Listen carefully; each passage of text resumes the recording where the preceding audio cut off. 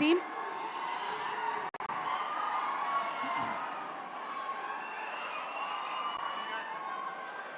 Mega power fans అందరికీ నమస్కారం.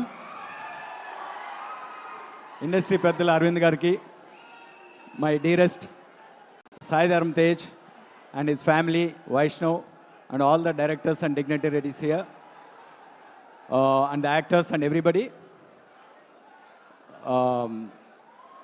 Nice to see you all. Tej గురించి ఐ థింక్ జస్ట్ ఒక చిన్న అనెక్డోట్ చెప్పడం బెటర్ ఇన్స్టెడ్ ఆఫ్ ఏవేవో చెప్పడం బదులు.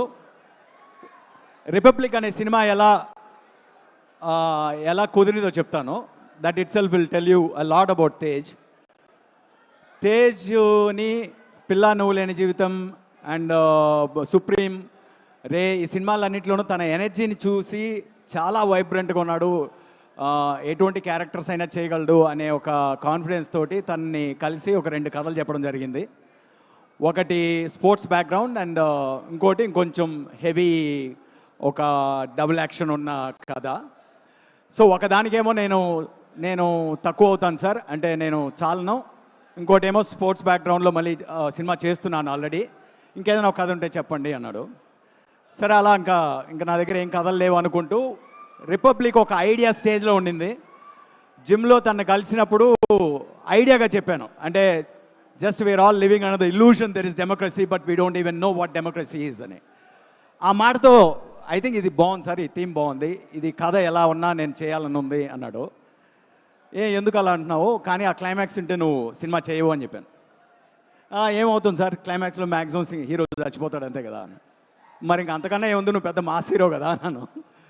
సో లేదు సార్, ఐడియా నచ్చింది, I want to travel with the story అని చెప్పి తర్వాత కథ అంతా అయిన తర్వాత, సినిమా అయిపోయిన తర్వాత రిలీజ్ రోజును కూడా మాకు ఫోన్ చేసి చెప్పారు, ఆ లాస్ట్ 5 minutes హీరో డెత్ని తీసేయండి, మీ సినిమా ఇంకా కమర్షియల్గా ఎక్కువ చేస్తుంది అని. ఆ రోజు కూడా తేజ్ని అడిగాను, అంటే I was thinking about Tej, edit table మీద తను ఏమన్నాడు అని. సార్ ఈ క్లైమాక్స్ మారిస్తే ఈ సినిమా నాది కాదు అన్నాడు. So that's how committed Tej is. And తనలో చాలా పొటెన్షియల్ ఉంది. ఇప్పటివరకు మీరు చూసింది he didn't even స్క్రేప్ the surface yet. So తను చేసిన చిత్రలహరి కానీ, is not only a mass hero, is going to be a great actor and a great hero for the industry. So I'm glad to be here and I'm wishing all the very best for a great film that is unveiling here. So thanks, and thanks for inviting me here. Thank you.